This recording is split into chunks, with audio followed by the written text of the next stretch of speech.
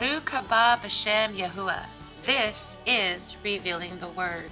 Today, we are going to take a journey together and discover the hidden word of Yahuwah.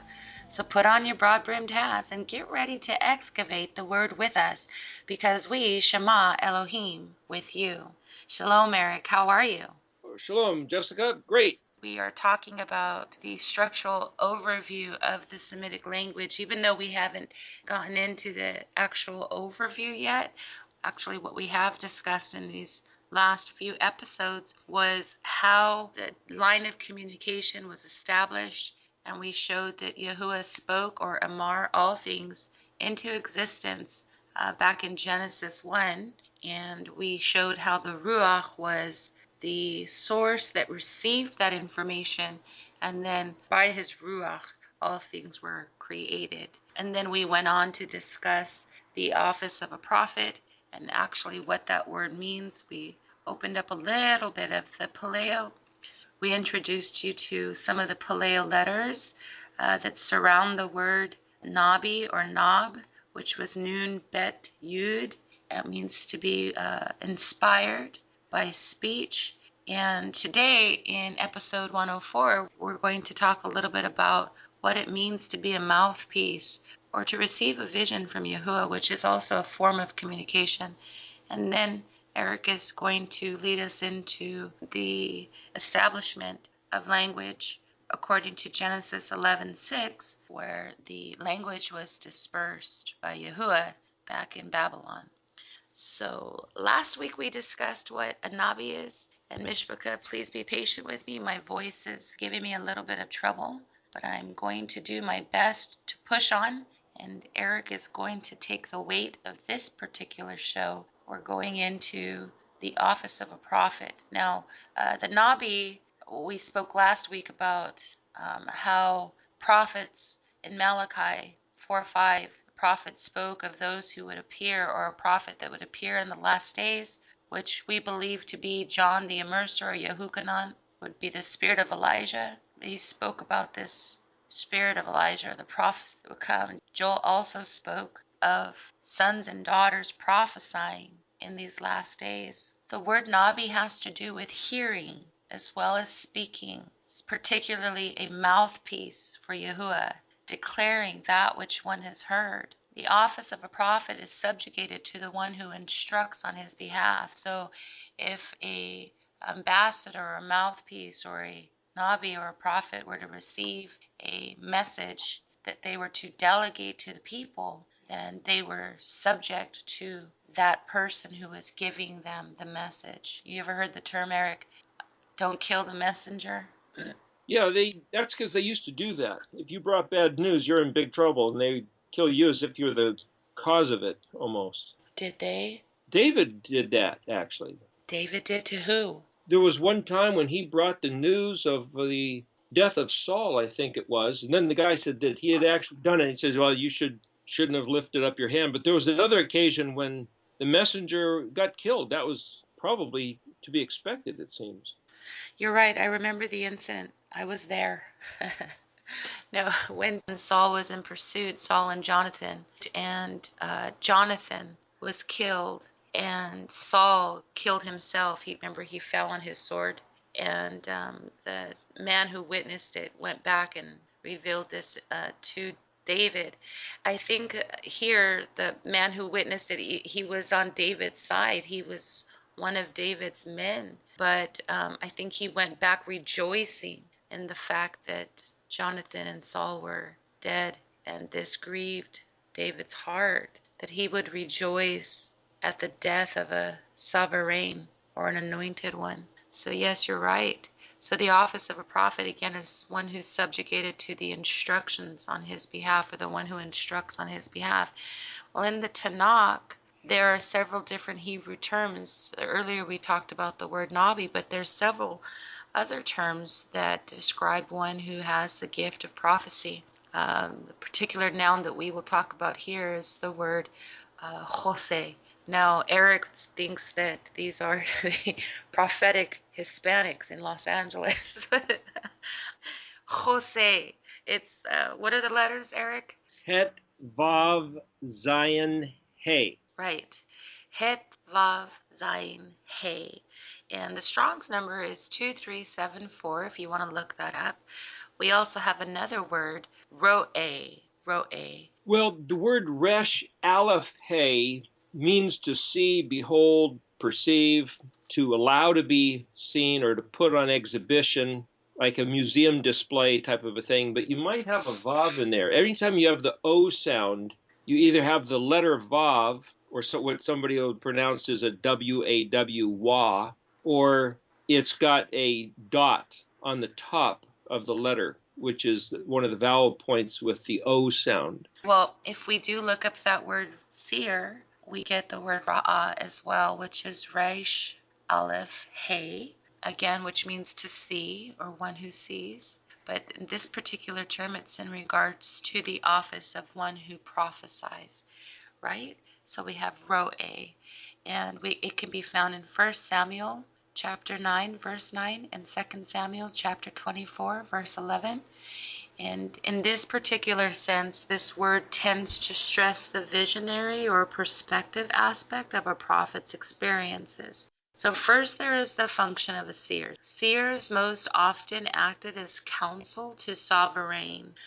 For example, Gad was David's seer in 2 Samuel 24:11. He was a Jose.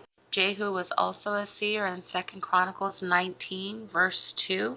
And now that word Jose from 2374 is a prophet, or one who beholds a vision. It means to gaze, to mentally perceive, to have a vision, to prophesy, to see something that is not physically present. This is important. I think it ties into the corruption that occurred in Genesis between man and the serpent, or between the woman and the serpent, between the three as a whole, because it was through communication that mankind stumbled. It was through a line of communication that was forbidden, so to speak. And if you go back into Genesis, Yahuwah tells Ha-Adam, the man, because you've listened to the voice of your wife, all things are cursed. So we see there's something extremely important regarding the instructions that were given to Adam through the voice of Yahuwah, which he was commanded to obey, to be fruitful and multiply. But we spoke about Yahuwah speaking, which is the word Amar in Genesis, and we talked about a prophet receiving the inspired word. And it's funny because when Yahuwah created Adam in Genesis, it says that he breathed into his nostrils the breath of life. Well, that word means to be inspired. And he inspired him to be. That's the breath of life, the breath of inspiration, the animating force. Well, in 2 Timothy chapter 3, verse 16, we are told that all scripture is breathed by Yahuwah, or inspired by Yahuwah, and is useful for teaching, rebuking, correcting, and training in righteousness, right? So that means that the word of Yahuwah is alive because it holds the breath of Yahuwah. It was inspired. So if a prophet is also one who is inspired by Yahuwah, then he is very similar to, almost a shadow type of what Yahushua would come to be, the Word made flesh. So another interesting consideration of this word, as you pronounced it, Nabi or Nava or Nabo, Nun Bet Aleph, the word come or arrive or import or enter is Bet Aleph or Bet Vav Aleph, Bo. Some people have said the word Bo Ruach HaKodesh. That's the word Bet Vav Aleph or Bet Aleph. It means to arrive or come, Holy Spirit, is the way some people translate that. Monty Judah has a newsletter called Yavo, which is translated he is coming. Greek word, I think, is Maranatha, regarding the return, second arrival of Yeshua, Yavo, but it would be pronounced with a bet and a Vav Aleph. So Nun Bet Aleph, you mentioned that he breathed into Adam. Well, to breathe is to input, to generate, to activate, to infuse, to take something from somewhere else and bring it to this other situation. Typically, that's the letter nun as a prefix. Even though the letter pe is an open mouth, which can infer breathing, this letter nun is the concept of taking resources you might even picture from another dimension, like the windows of heaven being opened and pouring out a blessing. You picture the letter nun like a lightning strike, like energy from above transferring down to the earth, that sort of image. So to breathe, inputting of himself towards Adam, we could picture the letter nun.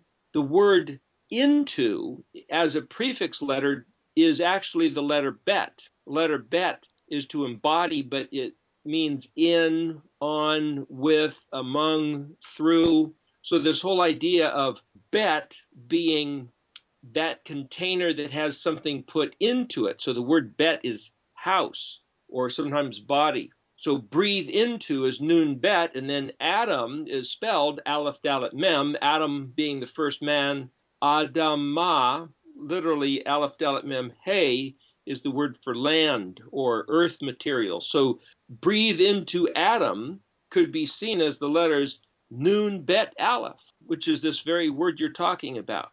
Hallelujah. That's beautiful. Yes, exactly. In Luke chapter 8, verse 11, it talks about the parable being the seed of Yahuwah, right? This seed that has to be germinated, this seed that carries the pattern. And we talked about how in Genesis, the seeds were given to Adam to eat. He said that the trees that have seed in them would be food for him, that he would be able to partake from them because they carried the pattern to produce after their own kind. Well, in Luke, Yahushua compares the seed to the word of Yahuwah, that which carries the pattern or the ability to produce after its own kind. So the word is the pattern to produce. So when we say that we keep his ways or we shamar his ways, we guard them, we're actually partaking of the bread of life, the seed which has the pattern. Remember, we talked about Yahuwah communicating. There had to be a receiving end. There had to be someone to receive the word, and that is the Ruach. And then the Ruach would then manifest or bring forth, faith cometh by hearing, and faith is the substance of what we're hoping for. So if the law and the prophets spoke of the righteous one, and the righteous one, or the Savior, the Mashiach, came forth because the law and the prophets, well, that's the pattern. You see, the law is the pattern, and the prophets are the inspiration or the life forth that inspires it to be. And so if Yahushua came forth, he came forth because of the law and the prophets, because he is the produce of the seed, which is the word. He is the offspring of the word. And if we too, like Yahushua, are inspired by the word, then we will be inspired to live as a righteous one. So again, parable that was spoken of, it says that the word of Yahuwah was like a seed. So then we can assume that the word of Yahuwah functions just like a seed. Well, did you know, Eric, that word parable comes even from the Greek? It's parabola. It means to compare something similar. It comes from two words, means para. Two words, para, balo, a prefix and a suffix, para, and then balo. Para means to draw near or in the side of or alongside. And balo means to cast, as in casting seed, or to broadcast. Oh, so it means to sow something or to cast something alongside in order to draw near. So then we see that when Yahushua was speaking in parables, he was actually casting seed. He was casting his seed so that the hearer of, or the recipient of that seed would draw near, brought to the side of, or in the sight of Yahuwah. So he was drawing them near to him by casting his seed alongside.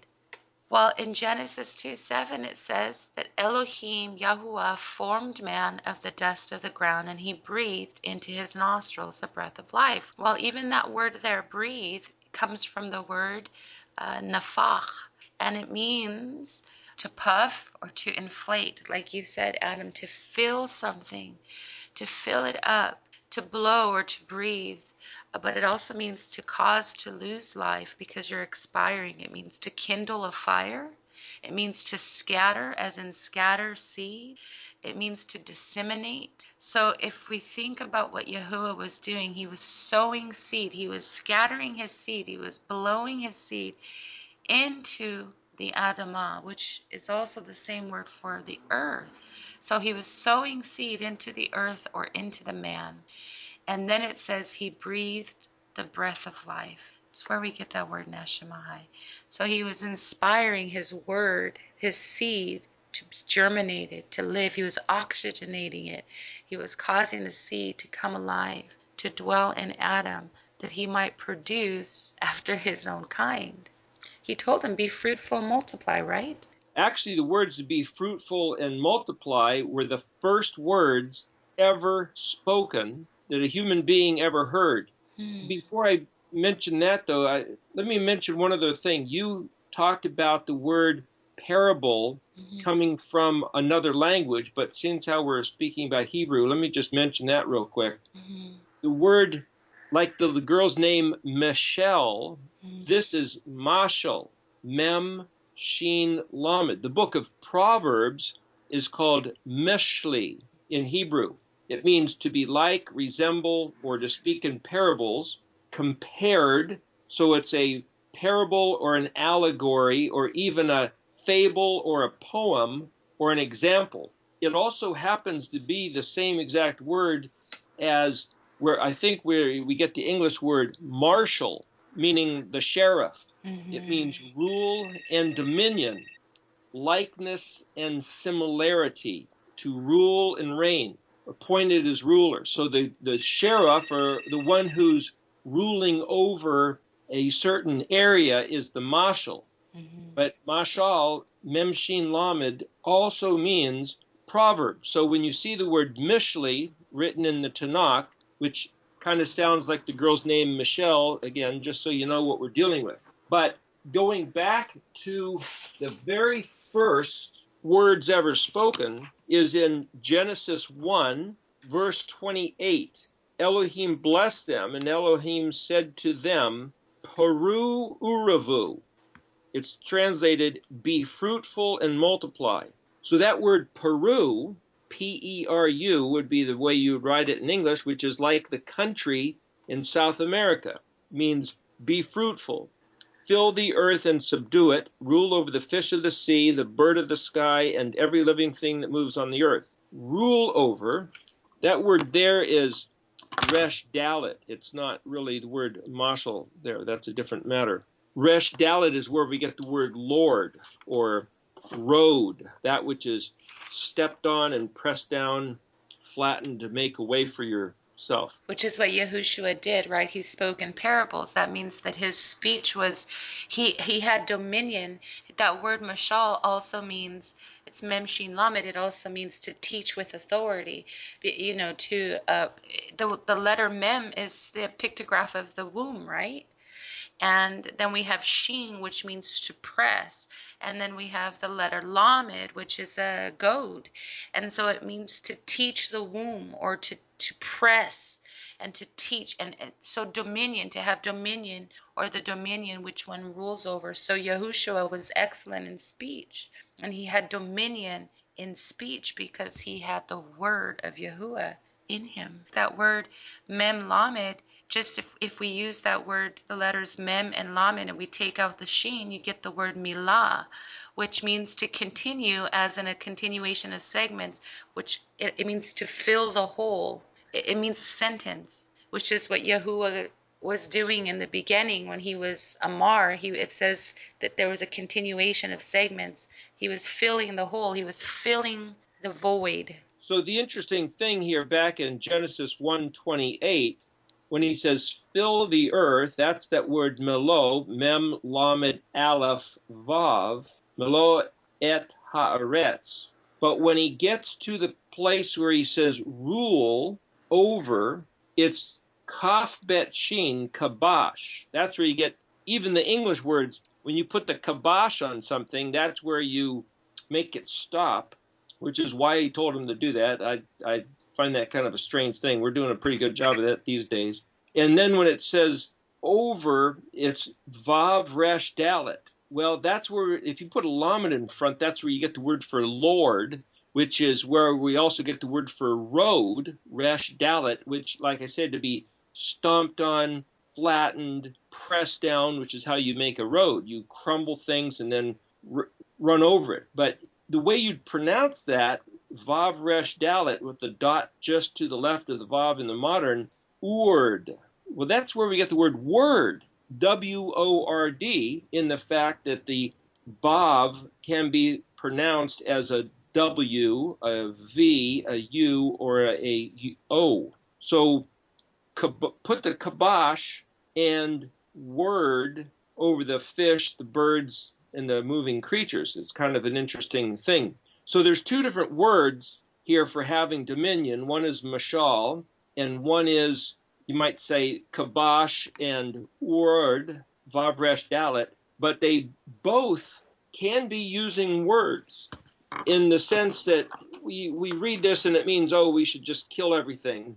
But there's something about the significance of words in having a jurisdiction. So Yahweh himself, in relating to Adam and Hua, some people say it's Hava or Hawa, he voiced his authority and said, Yahweh said that he was the creator and the maker of this place, that he gave them instructions, he gave them his words, he made humans the speaking animal, as one person said. Of course, whether or not humans are animals, that's a different matter, but it's a life form. So humans are distinguished from the others in that they speak. Now, some people say, well, other animals have a bit of a language, especially whales and dolphins. And again, it's a different matter. We were given language that's something to be studied with alphabet, with vowels. Of course, the other animals may have something like that going on, but they don't have the way to write it down that we do. That language is what distinguishes us, especially written language, from any other creature.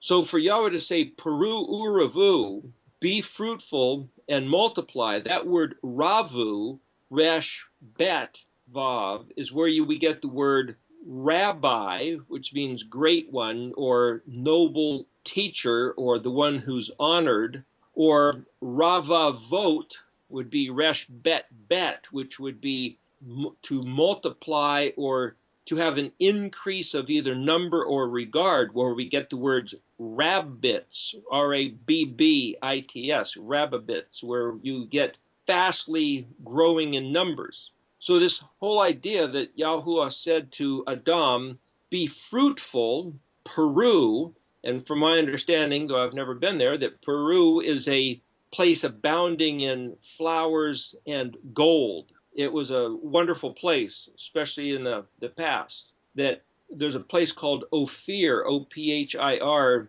down there, and some suggest that Solomon sent ships there to get gold. And of course, the Spanish went there to steal gold too, back in the 1500s or so. Anyway, the point is, Adam and Hua were given words, and the first job Adam was supposed to do is actually name the animals. So there's this concept that man was told to use words, and he was given this language, or else he wouldn't have been able to name the animals. So there's been a debate whether or not an alphabet was actually original, or was it just spoken. If you just have phonetics and you don't have a symbol to represent what that phonetic is, there's still a distinguishing characteristic between one phonetic and another.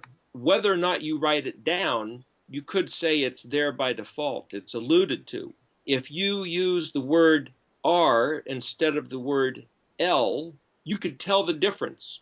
Ul, and even if there wasn't a inscription, your brain is going to pick up the fact that they are different sounds. Therefore, they have to be distinguished and designated with meaning or discriminatory regard in your own mind based on what your ears, and then as your voice duplicates it. So in having this discussion about was there an alphabet in the very beginning, or did Yahuwah simply speak to Adam and say Peru Uravu, Peru Uravu? There's a P, there's an R, there's a U sound, there's a V sound. How did Adam know the difference? Well, obviously he was imparted instantaneously to distinguish the difference. Then if Adam was supposed to get up and name the animals, was he given a collection of sounds, phonetic differences by which he should then name each of the animals? Did Yahuwah give Adam an alphabet? Was it Hebrew? Was it Aramaic? Was it Greek or English? Or was it some heavenly tongue? Was it some Good question. language that we've never heard that was before the flood? Some frequency of sorts. Yeah, it could have been. Remember the pattern, which is to speak and to hear, right? To Shema. We need a receptacle to Shema. So remember, Yahuwah is one that is reciprocal in such that he requires reciprocity. Sow and reap, which is the perfect pattern of reciprocity. You mean you put something in, you get something out. You put something in, you get something out. So if he spoke his word, it had to be sown and then brought forth from the hearer or the receptacle.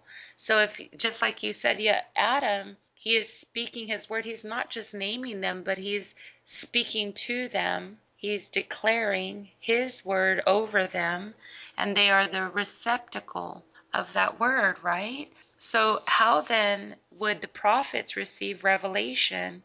That means that he entrusted them to hear correctly, to receive his word.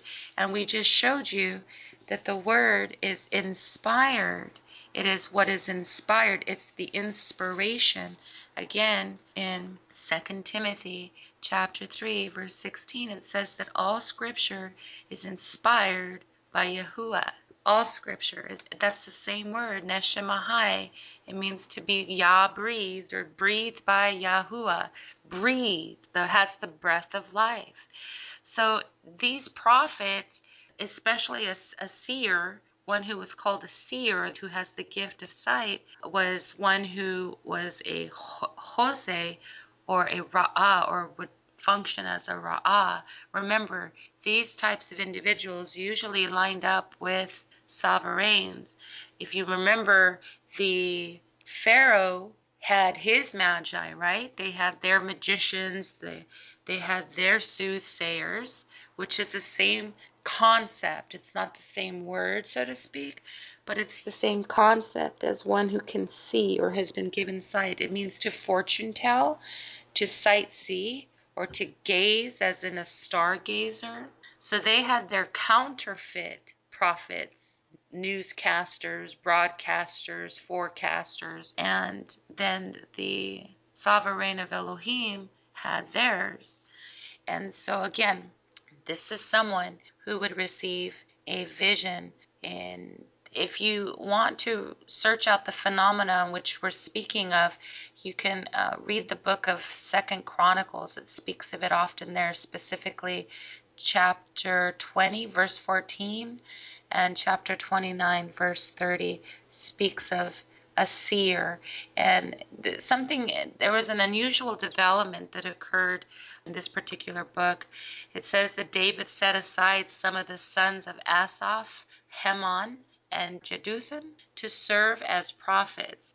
But their prophesying, this is unique, it says their prophesying was accompanied by musical instruments and possibly was brought on and aided by these instruments. So remember, David is the one that established the tabernacle of praise, or the altar of incense, where he says there shall be a perpetual fire. In 2 Kings, he built the temple, and he says that the temple would be filled with worship for, I think it was 7 years. It was 24/7 worship, nonstop, 24/7. He had hired 250,000 musicians to participate 24/7 day and night, day and night. And for 7 years, the land prospered because of this perpetual fire. So in this particular sense, he hired some of the sons of Asaph, of Haman, or Heman, and Jeduthun, to serve as these types of prophets. But these instruments, they would prophesy with using instruments and worship and music. So there is a way that you can prophesy through music. It's what we've known as prophetic worship, or prophesying, singing the word, singing with the word of Yahuwah. I think it's a beautiful format. But again, Moses himself desired that all of Yahuwah's people would have the Ruach of Yahuwah in them or on them, as did the prophets. You can find that in Numbers chapter 11, verse 29. It says, "Then Moshe said to them, Are you jealous for my sake? Oh, that all the people of Yahuwah were prophets, that Yahuwah would put his Ruach upon them." So it was not something that he had and used to lord over the others. He actually had a desire that they would all have the same ability to prophesy or to receive the word of Yahuwah and to have it revealed. In Genesis 15:1, it talks about the manifestation of Yahuwah's word as if it was a living being. It says, "After these events, the word of Yahuwah came to Abraham."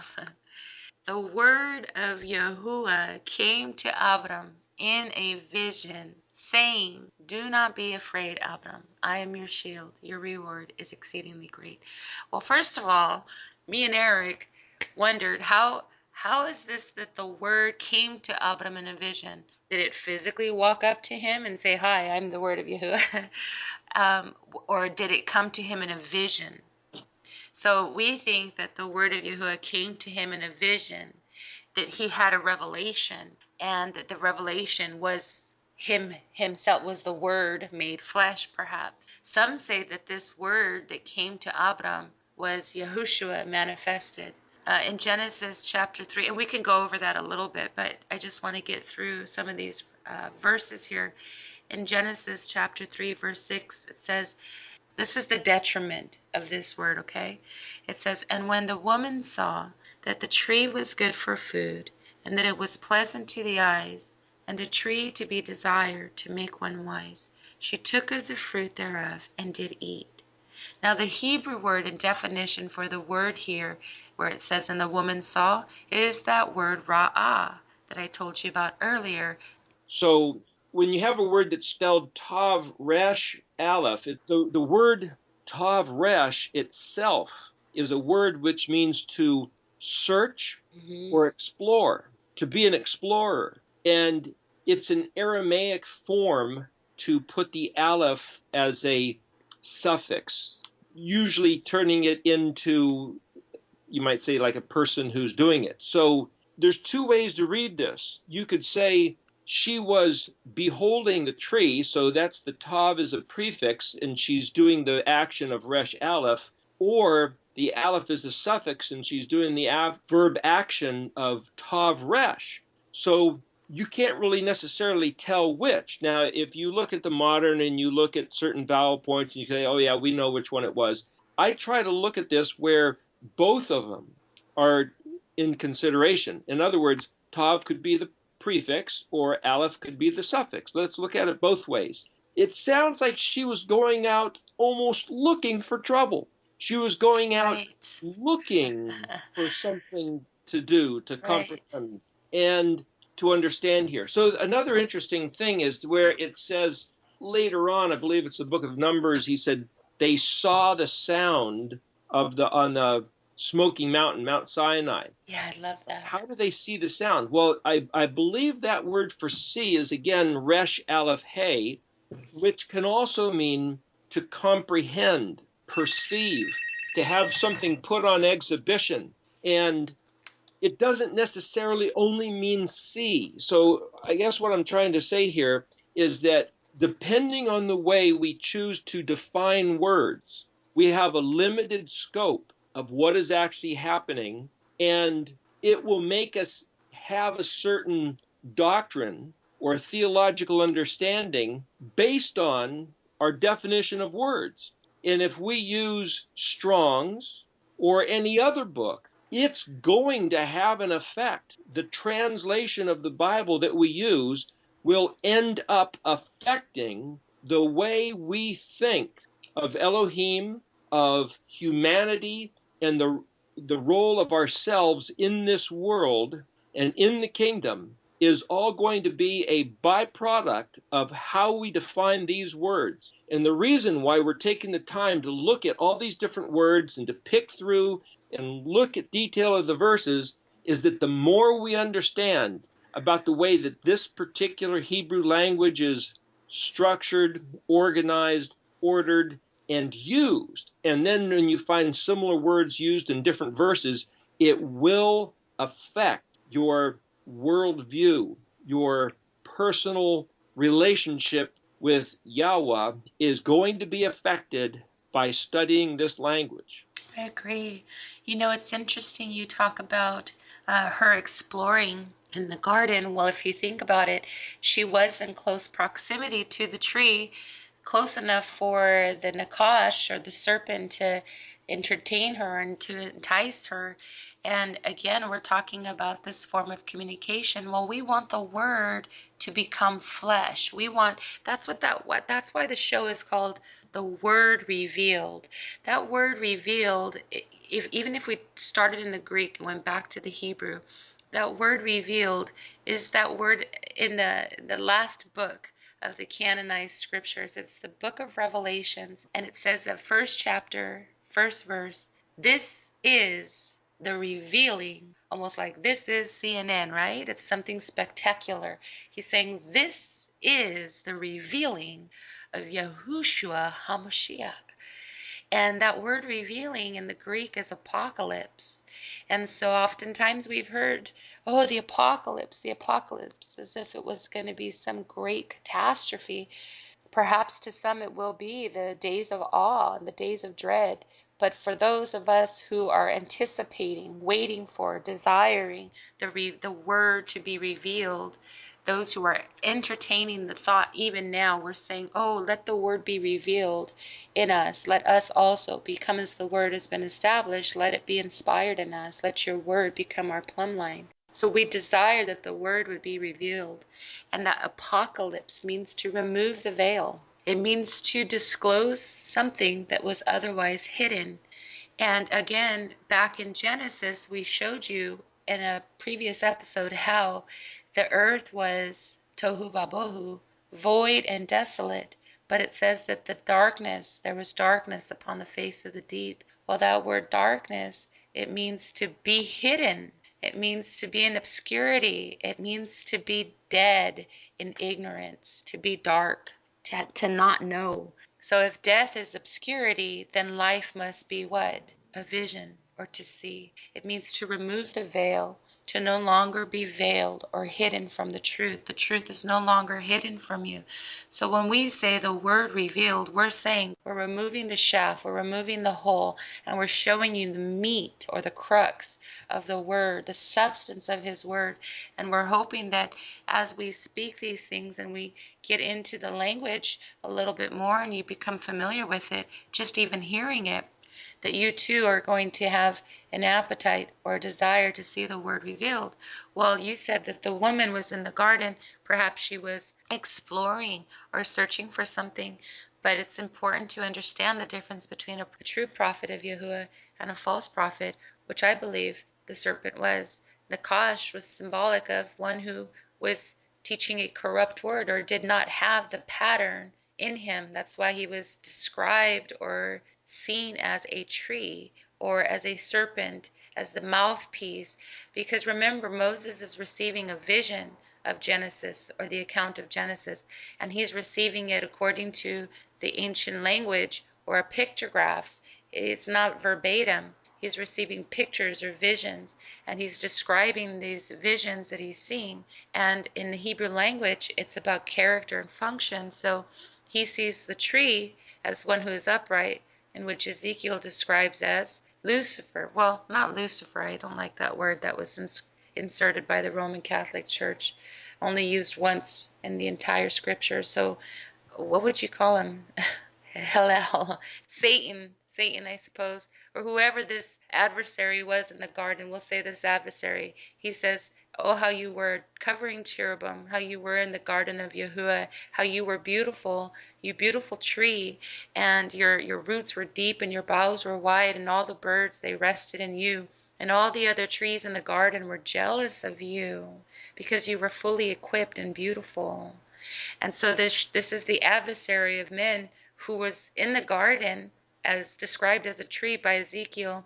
And Moses is also receiving a vision of an entity that looks like or seems like a tree. Well, when you understand what a tree means, it means an upright one. It means one who stands upright, or a leader or a champion. We get that word ayil. Ayil can describe an oak tree as well as a stag, because again, it's not about the detail of the entity or the thing, it's about the function. And the word ayil means strong or strength or champion or leader. So when we say ayil, it can mean oak tree, or it can mean a stag, or it can mean me or Eric or anyone who is strong, or who is a champion or is a leader, a strong leader. So ayil. So it's again, it's about the function. And so here Abraham is receiving the vision, or he's describing the function of this entity that's in the garden, this tree. And he says, then the mouthpiece, the character of this entity is likened to a serpent. That word nakash means sorcerer, soothsayer, whisperer, diviner, magician, fortune teller, forecaster. It's basically witchcraft or alchemy, one who bends the elements, one who seduces with potions or magic spells. And so that's why it says that the woman was wholly seduced, because his character was one of a false prophet or a false teacher. He did not have the seed of Yahuwah in him, nor did he have the Ruach, the inspiring breath, to bring forth anything after his own kind. That's why he said, if you participate or take counsel from that tree, if you receive from that tree, you will produce nothing. You will die. It will be empty and vain. Well, guess what? It says in Genesis that the woman saw. Well, that's that word ra'ah. It comes from Strong's 7200, and it means more than just looking. It actually carries the connotation of having the ability to perceive, as in one who has a vision.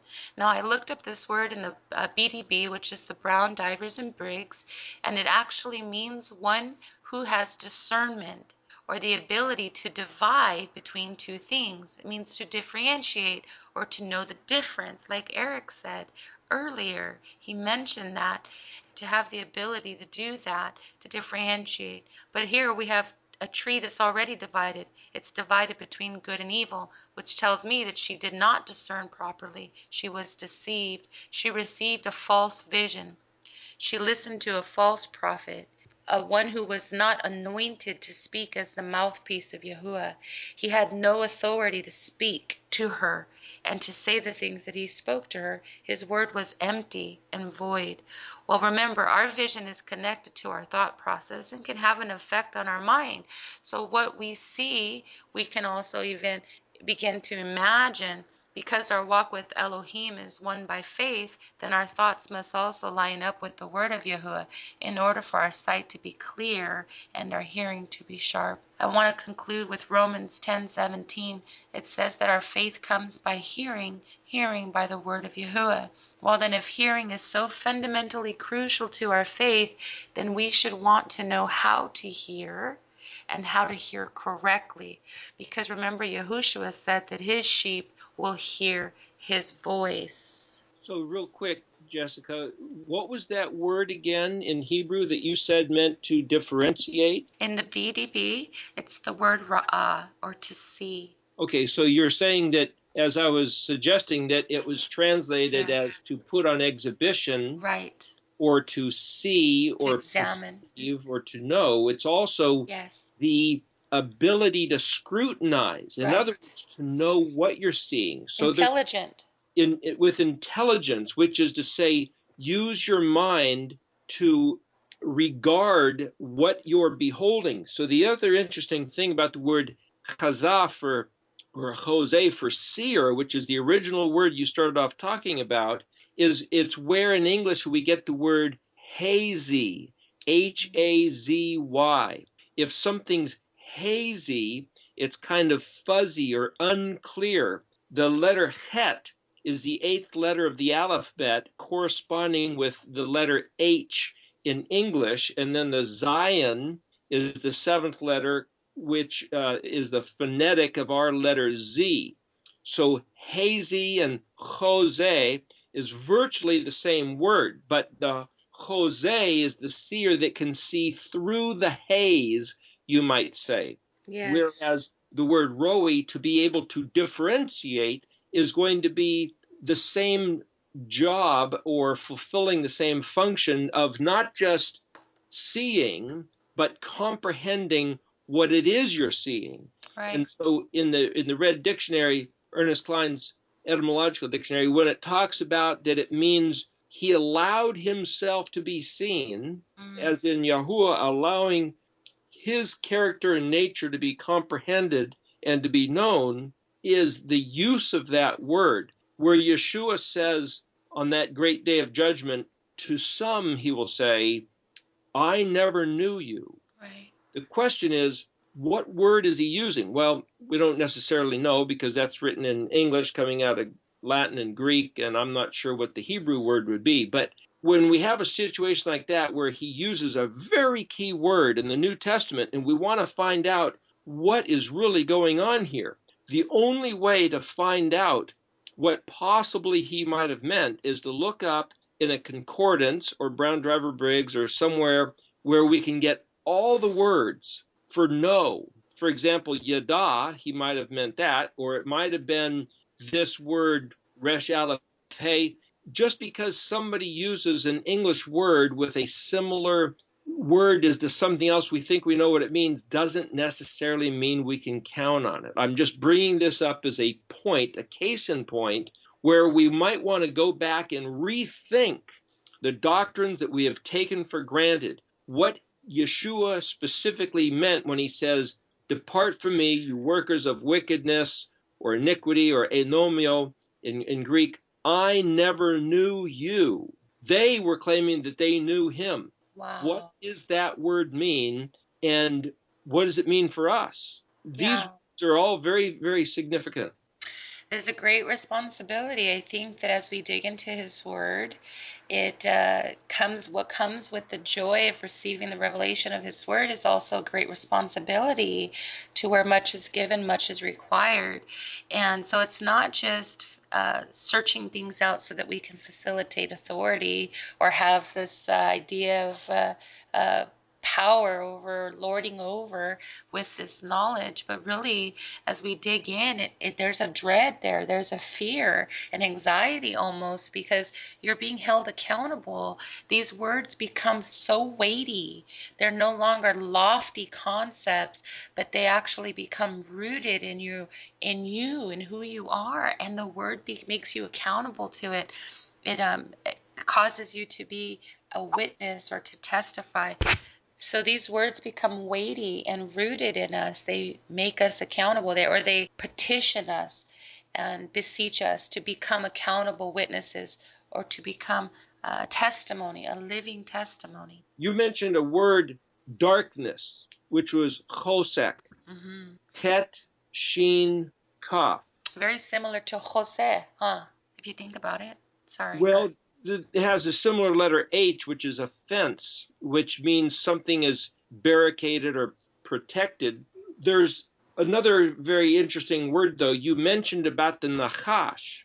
Yeah. Now, that word is written nun, het, sheen. So here's a very, very interesting case where nun can be a suffix and kaf can be a nun can be a prefix and kaf can be a suffix. So if you put these two words together and end up with nun, het, sheen, kaf, what you can get is nun, het, sheen, which is the whisperer or the serpent, and then the letter kaf means the one who's whispering to you, your whisperer, the whisper in your ear. Wow. And if you look at nun in front of het, sheen, kaf, it means imparting darkness or bringing hidden secrets. Like esoteric messages, something esoteric, some hidden Gnostic knowledge, which is what Shaul was fighting against at the time of the assembly. He was coming against Gnosticism and this esoteric knowledge that Gnostics were, had to be initiated into the mysteries of God, and they misinterpreted, again, false prophets, right? Well, so this whole idea of blending, you might say, the dark whisperer, Nahashaka, Nahash Chosek. It's Yahweh had said very clearly. He spoke openly and he gave them words. Now, there's a number of words in Hebrew that have to do with hiding things, but there's basically a different type of knowledge. I'm not saying just because something's hidden that makes it evil. If you read the first chapter of Daniel, when Daniel was taken into captivity, at one point Nebuchadnezzar, the king of Babylon, had a dream, and he called for magicians, sorcerers, I guess necromancers, Chaldeans, people into witchcraft. He called for all these different types of people who were aware of hidden. The word occult is also where we get ocular. It has to do with seeing. It doesn't necessarily mean bad stuff. It's just stuff that some people can see that other people can't. Occult isn't necessarily evil. It just has to do with a different way of seeing. The point is, these guys were supposed to tell Nebuchadnezzar not only what the dream meant, but he couldn't remember the dream, so they had to tell him the dream. All these different visionaries, occultists, had to tell Nebuchadnezzar both the dream and what the dream meant, or he was going to put every one of them to death, chop them up, dismember them, and then put them to death. And he started doing it because they couldn't tell him the dream. And then Daniel said, hang on, I'm going to seek Yahuwah, because he knows. And Daniel was shown the dream and what it meant. And Daniel, for whatever reason, saved the lives of all these other occultic seers. Right. But Daniel was the only one that had the word from Yahuwah, told the king what it was he was searching for, and went on to be given priority over all those other guys. That's very interesting, extremely interesting, especially because we want, in these last days, we want to be able to hear Yahuwah's voice clearly. We want to know what it is to receive his voice. Matter of fact, you mentioned the children receiving the instructions up on Mount Sinai. Well, I looked up that verse and that chapter and verse, and it does say that the voice of Yahuwah, it's different than here in Genesis 15, where I mentioned that the word, it's different. It says the word, the Debar, the word of Yahuwah came to Abraham in a vision. So the word was revealed. See that? The word revealed. But when he was receiving the instructions up in Mount Sinai, it says that Yahuwah came to him in a voice. So that's very interesting. I think we'll have to delve into that. But for now, we've run out of time. We're going to sum up this particular episode. Please stay with us as we go on this journey of discovering Yahuwah's word and the hidden things, that which requires excavation. And next week, what we'll go into what it is to receive a proper vision and to have our thoughts or our minds lined up with the word revealed. And Eric will get into the establishment of Genesis 11:6, which we didn't get to do today, but we will next week. I would like to let people know about a certain book. If you want to get it and read up on it, it'll give you a good start on this whole subject. The subject matter is called Edenics, Edenics, as in the Garden of Eden. The author is Isaac Mozeson, Mozeson. The book is called The Origin of Speeches. You can order the book online. You can look at Isaac Moseson's website. If you punch in the word Edenics, you should be able to find it. He talks about the original language on the planet and how to prove that it's what we call Hebrew, though he calls it the Edenic language. He's a world-class linguistic scholar. If you're interested in this subject matter, look there. Awesome. Well, thank you, Eric, for joining us. Again, listeners, stay tuned for next week. Zakar, remember the words of Yahushua, and he said unto them, Take nothing for your journey, neither staves nor scrip, neither bread nor money, because Yahuwah Elohim Amkom. Yivarechecha Yahuwah. Shalom. Shalom.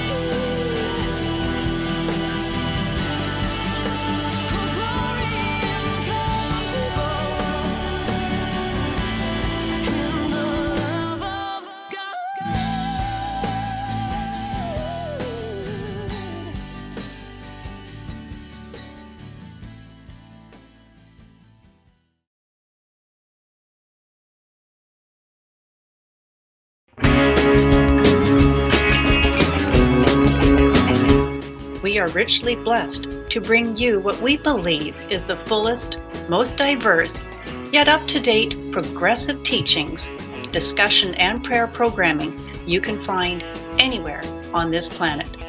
Be sure to take the tour of the MessianicLambRadio.com website. I'm Susan Hoogie, thanking you for joining us on the Messianic Lamb Video Network.